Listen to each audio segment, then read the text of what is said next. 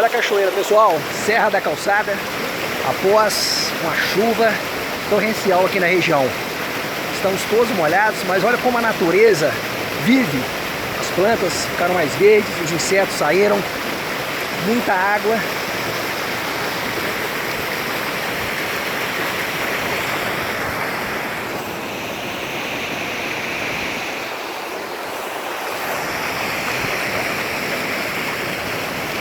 Há coisas na vida que realmente não tem preço.